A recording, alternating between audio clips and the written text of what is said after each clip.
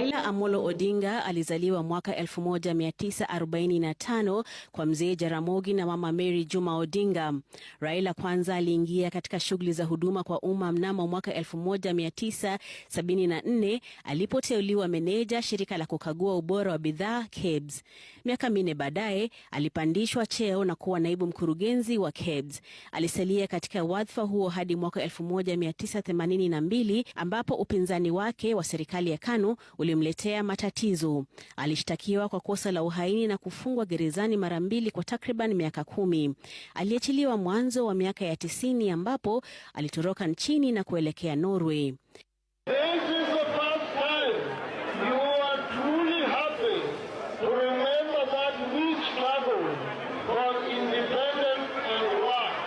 Aliporejea hapa Kenya, alijitosa katika siasa ambapo alijiunga na babake pamoja na wanasiasa wengine katika juhudi za kushinikiza serikali ya Rais Moi kuruhusu siasa za vyama vingi.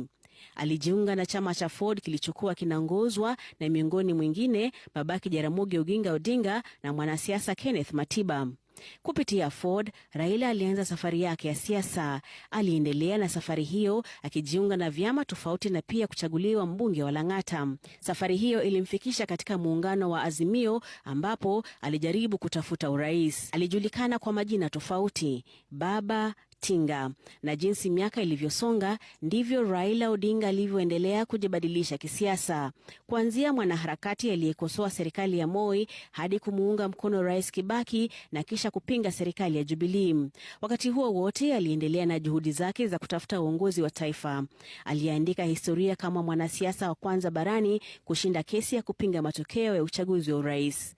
Raila pia alikuwa miongoni mwa wanasiasa walioshinikiza kuondolewa kwa mfumo wa uongozi wa chama kimoja nchini, na baadaye akaungana na wenzake mwaka 2002 kumfanyia kampeni Mwai Kibaki chini ya muungano wa NARC na kuondoa utawala wa KANU. Huu ukawa ni mwanzo mpya katika siasa za taifa hili.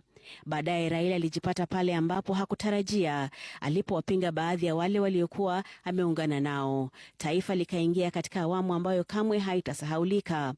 Kufuatia kutangazwa kwa matokeo ya uchaguzi wa mwaka 2007, ghasia zilizofuata ziligubika taifa kwenye wingu jeusi. Ghasia hizo zilifuatwa na mazungumzo yaliyounda serikali ya nusu mkate, Raila akipewa wadhifa wa waziri mkuu. Pia alihusika katika juhudi za kubadilisha katiba, akiwaongoza wapinzani wa serikali katika kupinga kura ya maamuzi ya mwaka 2005. Alifutwa kazi na serikali ya Rais Mwai Kibaki na baadaye mwaka 2010 aliunga mkono mabadiliko ya katiba. Mbali na katiba, Raila pia anakumbukwa kwa kuhusika na juhudi za kubadilisha katiba hiyo kupitia BBI, juhudi ambazo zilifeli.